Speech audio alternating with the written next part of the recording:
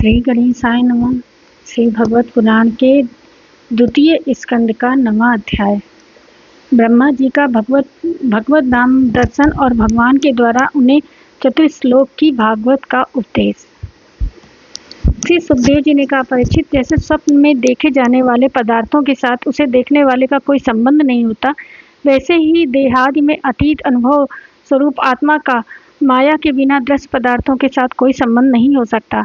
विविध रूप वाली माया के कारण इस विविध रूप वाला प्रतीत होता है, और जब उसके गुणों में रम जाता है तब यह मैं हूँ, यह मेरा है, इस प्रकार मानने लगता है। किंतु जब यह गुणों को क्षुब्ध करने वाले काल और मोह उत्पन्न करने वाली माया इन दोनों से परे अपने अनंत स्वरूप में मोह रहित होकर रमण करने लगता है, आत्मा राम हो जाता है, तब यह मैं मेरा का भाव छोड़कर पूर्ण उदासीन गुणातीत हो जाता है। ब्रह्मा जी की निष्कपट तपस्या से प्रसन्न होकर भगवान ने उन्हें अपने रूप का दर्शन कराया और आत्म तत्व के ज्ञान के लिए उन्हें परम सत्य परमार्थ वस्तु का उपदेश किया। यही बात मैं तुम्हें सुनाता हूँ।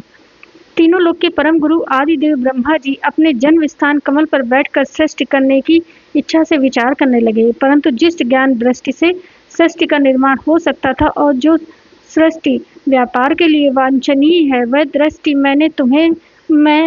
दृष्टि उन्हें प्राप्त नहीं हुई।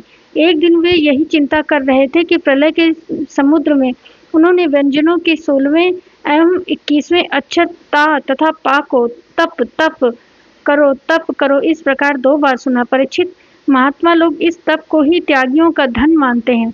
यह सुनकर ब्रह्मा जी ने वक्ता को देखने की इच्छा से चारों ओर देखा, परंतु वहां दूसरा कोई दिखाई न पड़ा।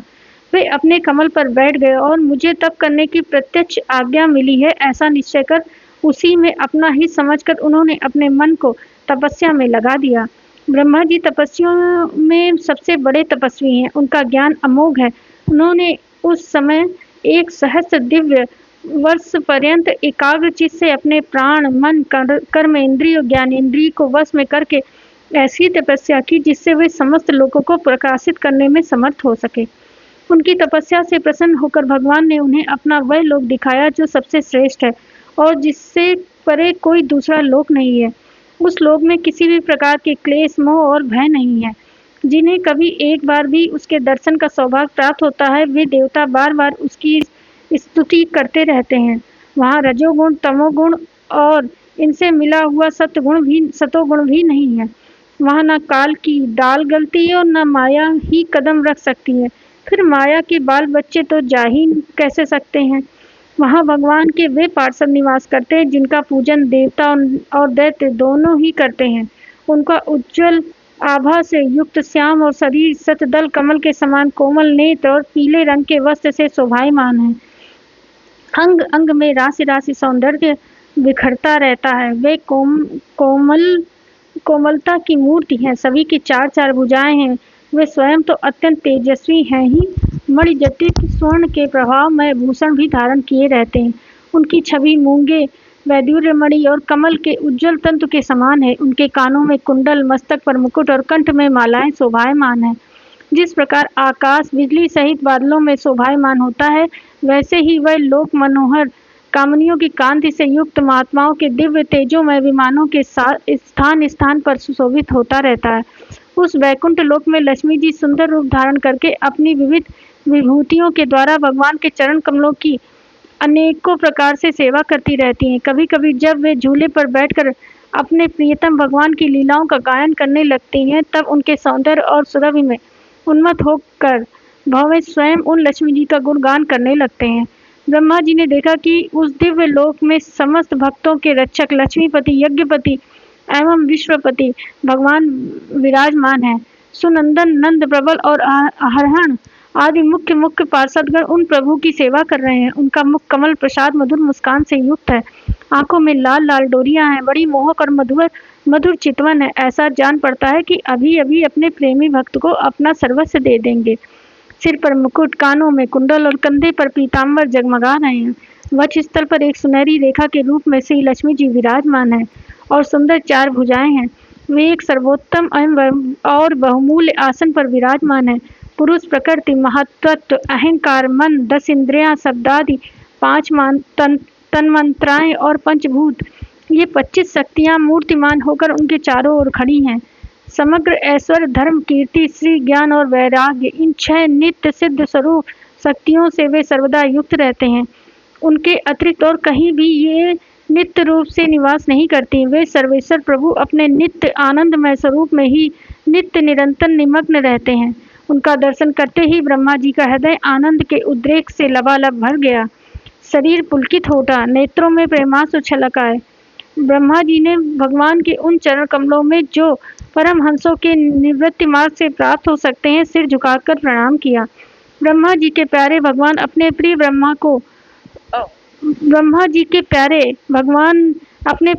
को प्रेम और दर्शन के आनंद में निमग्न शरणागत तथा प्रजा की सृष्टि के लिए आदेश देने के योग्य देखकर बहुत प्रसन्न हुए। उन्होंने ब्रह्मा जी से हाथ मिलाया तथा मंद मुस्कान से अलंकृत वाणी से कहा। श्री भगवान ने कहा, ब्रह्मा जी, तुम्हारे हृदय में तो समस्त वेदों का ज्ञान विद्यमान है। तुमने सृष्टि रचना की इच्छा से चिरकाल तक तपस्या करके मुझे भली भांति संतुष्ट कर दिया। मन में कपट रखकर योग साधन करने वाले मुझे कभी प्रसन्न नहीं कर सकते। तुम्हारा कल्याण हो, तुम्हारी जो अभिलाषा हो वही वर मुझसे मांग लो, क्योंकि मैं मुंह मांगी वस्तु देने में समर्थ हूँ। ब्रह्मा जी, जीव के समस्त कल्याणकारी साधनों का विश्राम पर्यवसान मेरे दर्शन में ही है। तुमने मुझे देखे बिना ही उस सोने जल में मेरी वाणी सुनकर इतनी घोर तपस्या की है। इसी से मेरी इच्छा से तुम्हें मेरे लोक का दर्शन हुआ है। तुम उस समय सृष्टि रचना का कर्म करने में किंग कर्तव्य विमूढ़ हो रहे थे। इसी से मैंने तुम्हें तपस्या करने की आज्ञा दी थी, क्योंकि निष्पाप तपस्या मेरा हृदय है और मैं स्वयं तपस्या का आत्मा हूँ। मैं तपस्या से ही इस संसार की सृष्टि करता हूँ, तपस्या से ही इसका भरण पोषण करता हूँ और फिर तपस्या से ही इसे अपने में लीन कर लेता हूँ। तपस्या मेरी एक दुर्लंघ शक्ति है। ब्रह्मा जी ने कहा, भगवान, आप समस्त प्राणियों के अंतःकरण में साक्षी रूप से विराजमान रहते हैं। आप अपने अति अपरिहत ज्ञान से ये जानते ही हैं कि मैं क्या करना चाहता हूँ। नाथ, आप कृपा करके मुझ याचक की ये मांग पूरी कीजिए कि मैं रूप रहित आपके सगुण और निर्गुण दोनों ही रूपों को जान सकूं। आप माया के स्वामी हैं, आपका संकल्प कभी व्यर्थ नहीं होता। जैसे मकड़ी अपने मुंह में जाला लगाकर निकाल कर उसमें कीना करती है और फिर उसी में अपने में लीन कर लेती है, वैसे ही आप अपनी माया का आश्रय लेकर इस विविध शक्ति संपन्न जगत की उत्पत्ति, पालन और संहार करने के लिए अपने आप को ही अनेक रूप में बना देते हैं और घृणा करते हैं। इस प्रकार आप कैसे करते हैं? इस मर्म को मैं जान सकूं, ऐसा ज्ञान आप मुझे दीजिए। आप मुझ पर ऐसी कृपा कीजिए कि मैं सजग रहकर सावधानी से आपकी आज्ञा का पालन कर सकूं। सृष्टि की रचना करते समय भी कर्तापन आदि से अभिमान से बंध न जाऊं। प्रभु, आपने एक मित्र के समान हाथ पकड़कर मुझे अपना मित्र स्वीकार किया है। अतः जब मैं आपकी इस सेवा सृष्टि रचना में लगूं और सावधानी से पूर्व सृष्टि के गुण कर्मानुसार जीवों का विभाजन करने लगूं, तब कहीं अपने ही जन्म कर्म से स्वतंत्र मानकर प्रबल अभिमान न कर बैठूं। श्री भगवान ने कहा, अनुभव, प्रेम, भक्ति और साधनों से युक्त अत्यंत गोपनीय और अपने स्वरूप का ज्ञान मैं तुम्हें कहता हूँ। तुम उसे ग्रहण करो। मेरा जितना विस्तार है, मेरा जो लक्षण है, मेरे जितने और जैसे रूप, गुण और लीलाएं हैं, मेरी कृपा से तुम उनका तत्व ठीक ठीक वैसा ही अनुभव करो। सृष्टि के पूर्व कमल में ही मैं था, मेरे अतिरिक्त न स्थूल था, न सूक्ष्म और न ही तो दोनों का कारण अज्ञान।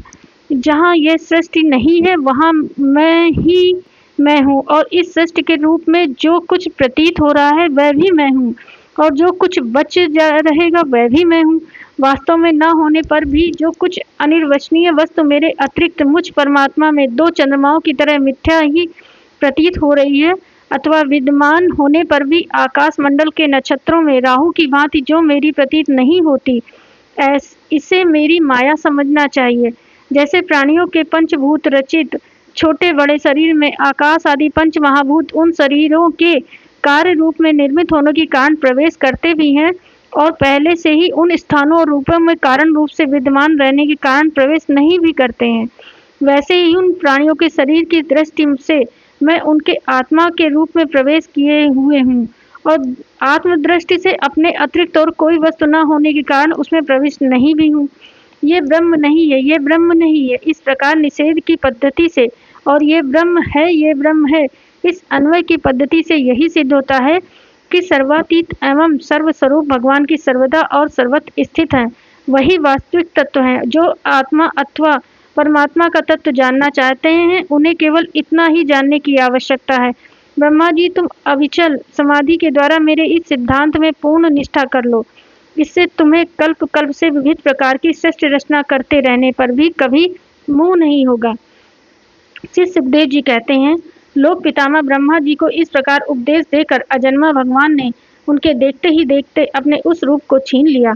जब सर्वभूत स्वरूप ब्रह्मा जी ने देखा कि भगवान ने अपने इंद्रिय गोचर स्वरूप को हमारे नेत्रों के सामने से हटा लिया है, तब उन्होंने अंजलि भरकर उन्हें प्रणाम किया और पहले कल्प में जैसी सृष्टि थी उसी रूप में इस विश्व की रचना की। एक बार धर्मपति प्रजापति ब्रह्मा जी ने सारी जनता का कल्याण हो अपने इस स्वार्थ की पूर्ति के लिए विधि पूर्वक यम नियमों को धारण किया। उस समय उनके पुत्रों में सबसे अधिक प्रिय परम भक्त देवर्षि नारद जी ने मायापति भगवान की माया का तत्व जानने की इच्छा से बड़े संयम, विनय और सौम्यता से अनुगम होकर उनकी सेवा की और उन्होंने सेवा से ब्रह्मा जी को बहुत ही संतुष्ट कर दिया।